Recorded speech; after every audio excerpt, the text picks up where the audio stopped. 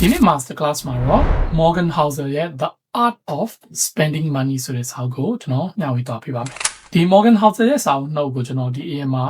master class မှာမျှဝေထားပြီးပါပြီ။ The Psychology of Money နဲ့ Same as Ever ဆိုတဲ့စာအုပ်နှုတ်ပါ။သူရေးတဲ့စာအုပ်ရေးတဲ့ပုံစံကစိတ်ဝင်စားဖို့ကောင်းတယ်။ပြီးတော့သူက chapter လေးတွေခွဲပြီးရေးတတ်လို့ကျွန်တော်သူ့စာအုပ်တွေဖတ်ရတာလွယ်ကူတယ်။အဲကြောင့်လို့ကျွန်တော်အကြံပြုပါတယ်ကိုယ်တိုင်ဖတ်နိုင်တယ်ဆိုလို့ရှိရင်လည်းဒီစာအုပ်တွေကို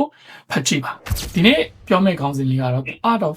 Spending Money ဆိုတဲ့ခေါင်းစဉ်လေးနဲ့သူပြောတယ်ဒုတိယခေါင်းစဉ်ကတော့ Simple Choices for a Richer Life Psychology of Money ဆိုတဲ့ဟာမှာတော့ကျွန်တော်တို့ကဘယ်လိုမျိုးငွေရအောင်လုပ်လဲဆိုတဲ့ဟာကိုပြောခဲ့ပြီးပြီဒါကတော့အိတ်ဆောင်ရဲ့ဒုတိယအပိုင်းဒါမှမဟုတ်အဆက်လို့လည်းကျွန်တော်တို့ကပြောလို့ရတယ်ဒီမှာသူပထမဆုံးစပြီးရှင်းပြတဲ့ဟာတော့ဗာလဲဆိုရင် The Science and Art of Money တဲ့သူရဲ့ Psychology of Money ကဘယ်ဘိုင်းကို cover လုပ်ခဲ့လဲဆိုရင်ဒီဘက်က earning နဲ့ investing ငွေကိုဘယ်လိုမျိုးရှာမလဲငွေကိုဘယ်လိုမျိုးစုမလဲဆိုတဲ့ဟာကိုပြောခဲ့ပြီးပြီတဲ့ဒါကတော့ဗာလဲဆိုရင် science အပိုင်းလူအများစုကဘယ်ဘိုင်းကို အရင်စိုက်ကြလဲဘယ်ဘိုင်းကိုပို့ပြီးဦးစားပြီးပြောကြလဲဆိုရင်ဗာလဲ science ဘိုင်းကိုဦးစားပြီးပြောကြတယ်ဘာကြောင့်လဲဆိုတော့လူတိုင်းကချမ်းသာခြင်းနဲ့ငွေကြေးရှိစေခြင်းနဲ့ကျွန်တော်တို့ဒီဘက်တိုင်းကိုပြောကြတယ်တဲ့ဒါပေမဲ့တဲ့သူဒီလိုမျိုးငွေကြေးနဲ့ပတ်သက်ပြီးတော့ consulting တွေလုပ်ပြီးတဲ့အခါမှာလူတွေကိုစကားပြောတဲ့အခါမှာသူဘာကိုတွေ့ရလဲဆိုရင်ငွေရှာတဲ့ယုံနဲ့ငွေကို invest လုပ်တဲ့ယုံနဲ့ငွေပေါ်မှာဓာတ်လေယုံနဲ့ပြီးသေးဘူးဆိုတဲ့ဟာကိုသူသတိထားမိတယ်တဲ့အဲ့ဒီရှိပြီးတဲ့ငွေကိုဘယ်လိုမျိုးအသုံးချမလဲဘယ်လိုမျိုးအသုံးပြုမလဲဆိုတဲ့ဟာကလည်းလူတွေအများကြီးမှာသွားပြီးတော့ဒုက္ခရောက်စေတယ်လူတွေအများကြီးကိုပြဿနာတွေပို့ပြီးတော့ကြီးမားသွားစေတယ်ငွေမရှိခဲ့တဲ့ငွေရှိလာပြီးတော့ဒီငွေကိုမသုံးတတ်တဲ့အခါမှာအဲ့ပြဿနာကပို့ပြီးတော့တောင်မှကြီးမားသေးတယ်အဲဒါကြောင့်မလို့သူကဒီစာအုပ်လေးနဲ့ဘာလုပ်ပေးထားလဲဆိုလို့ရှိရင်ရှိတဲ့ငွေကိုဘယ်လိုမျိုးတကယ်အကျိုးရှိအောင်သုံးချမလဲဆိုတဲ့ဟာကိုသူကဖော်ပြထားတယ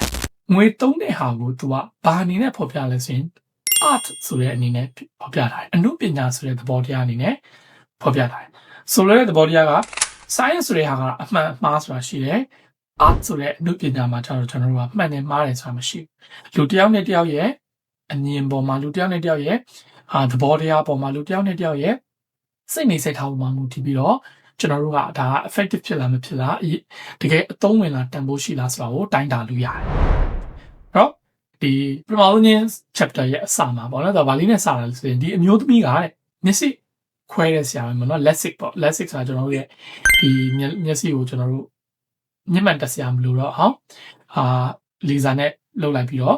့မျက်စိကိုကုတ်လိုက်တာနောက်မှတော့ဘာလို့တွေ့ရလဲဆိုလို့ရှိရင်အဲ့ဒီမျိုးသမီးကတော့ဒီ LASIK surgery တော့ပတ်စံအများကြီးသုံးတယ်သုံးပြီးတော့ surgery ကလည်းအောင်မြင်တယ်အောင်မြင်သွားပြီးတော့မှသူ၄ဘက်လောက်နေပြီးတော့ပြန်ပြီး check up လာလို့တဲ့အခါမှာသူကအဲ့ဆရာဝန်သူ့ကိုခွဲစိတ်ပြီးတဲ့ဆရာဝန်ပြောတယ်ပေါ့နော်သူထင်ထားတာကမျက်မှန်မတက်တော့ဘဲနဲ့မျက်မှန်တက်ဆရာမလို့တော့ဘဲနဲ့မျက်ကမှန်တက်ဆရာမလို့တော့ဘဲသူကဒီ laser surgery နဲ့ဆိုလို့ရှိရင်သူကသူ့ရဲ့ expectation ကဘာလို့ဆိုရင်သူကသူ့ရဲ့ယောက်ျားအတွက်လည်းပို့ပြီးတော့လှသွားတယ်လို့သူကထင်ထားတယ်တဲ့အဲ့လိုပဲတဲ့သူ့ရဲ့လုပ်ပေါ်ခိုင်ဘက်တရားသူ့ကိုပို့ပြီးတော့လည်းမြင်တဲ့အမြင်ကပို့ပြီး smart ဖြစ်တယ်ပို့ပြီးတော့ပြောမယ်ဆိုလို့ရှိရင်တော့ပို့ပြီးချောတယ်ဆိုတဲ့ဟာမျိုးမြင်စေချင်တယ်အဲ့လိုမျိုးဖြစ်မယ်လို့သူက expectation ထားတာရဲ့ဒါပေမဲ့တကယ်တမ်းကအဲ့လိုဖြစ်လာဆိုရင် reality ကအဲ့လိုမဖြစ်ခဲ့ဘူးအဲ့လိုမဖြစ်ခဲ့တဲ့ကြောင့်လို့လည်းသူကဘာဖြစ်တာလဲဆိုလို့ရှိရင်စိတ်ထဲမှာမကြည်မနဲ့ဖြစ်နေအဲ့မှာဆရာဝန်ကတော့ပြန်ပြောတဲ့ဟာဒါတော့ငါဘာမှလုပ်ပေးလို့မရဘူးเนาะ technical ဘိုင်းကတော့ဘာမှပြဿနာမရှိဘူးဒီမင်းရဲ့ expectation နဲ့မင်းရဲ့ဒီပြဿနာကတော့ငါဘာမှလုပ်ပေးလို့မရအောင်ဆိုတဲ့ဟာလေးနဲ့သူစားခဲ့တယ်အဲ့တော့ဒီလိုပဲတဲ့ကျွန်တော်တို့ကလည်းတဲ့ငါမှငွေတွေအများကြီးရလာတယ်ငါလကားတွေတိုးလာရှင်တော့ဒါမှမဟုတ်အိမ်ကျင်းနဲ့နေလိုက်မယ်ဆိုလို့ရှိရင်တော့ပို့ပြီးတော့ပျော်သွားမယ်ဒါမှမဟုတ်ပို့ပြီးတော့ကောင်းမွန်တဲ့ဘဝကိုရမယ်လို့ကျွန်တော်တို့ကထင်ကြတယ်တဲ့ဒါပေမဲ့ညာသောဖြစ်ရမှာဖြစ်တာလဲဆိုရင်ကျွန်တော်တို့ကငွေကိုမတုံးတဲ့အတွက်ကြောင့်မလို့တကယ်တမ်းအဲ့ဒါမျိုးရလာတဲ့ခါမှာကိုထင်ထားသလိုမျိုးဖြစ်ပေနဲ့ပို့ပြီးတော့မှကိုဒုက္ခပေးတာမျိုးတွေဖြစ်တတ်တယ်ဒါကတော့သူကအယုံချင်းစလိုက်တဲ့ဥပမာလေးပေါ့နော်အဲ့တော့ဒီဥပမာလေးပုံမှာမူတည်ပြီးတော့သူ့ရဲ့ key point ဖြစ်တဲ့ငွေကိုမတုံးတက်လို့ရှိရင်ကျွန်တော်တို့ရဲ့ expectation တွေနဲ့ကျွန်တော်တို့ပြန်ရတဲ့ဟာတွေက negative ဖြစ်နေတတ်တယ်ဆိုတဲ့ဟာကိုသူကဒီ key point တစ်ခုအနေနဲ့ချပြထားတယ်ဒီမျိုးလေးဆိုလို့ရှိရင် getting what she want သူလိုချင်တဲ့ဟာသူရသွားတယ်ဒါပေမဲ့သူလိုချင်တဲ့ဟာသူရသွားပြီမဲ့သူတကယ်လိုအပ်တဲ့ဟာကိုသူရသွားလို့ဆိုရင်မရပါဘူးအဲ့လိုမျိုးမရတဲ့အခါမှာငွေဘလောက်ပဲကုန်ကျွန်တော်တို့ရဲ့ resource တွေဘလောက်ပဲပေးလိုက်ရပျော်ရွှင်တဲ့ဘဝဒါမှမဟုတ်အကျိုးရှိတဲ့တန်ဖိုးရှိတဲ့ဟာကိုအခြေအနေကိုရလာဆိုရင်မရဘူးအဲ့တော့သူပြန်မေးထားတဲ့မိခွန်းလေးဒီမိခွန်းလေးလည်းကောင်းတယ်အဲ့ဒါပါလဲဆိုရင် can money buy happiness တဲ့ဒါဒီမေးခွန်းကျွန်တော်အများနဲ့မိရပေါ့နော် philosophy မှာလည်းမိတယ် psychology ရလည်းမိတယ်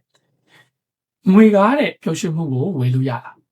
လားဆိုရင်အများစုကတော့ကျွန်တော်တို့ yes လို့ဖြေထားလိမ့်မယ်အဲ့လိုပဲတဲ့ဒုတိယမေးခွန်း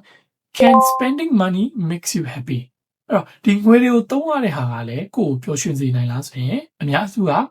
ပျော်ရွှင်စေနိုင်တယ်လို့ကျွန်တော်တို့ကဖြေကြလိမ့်မယ်ဒါ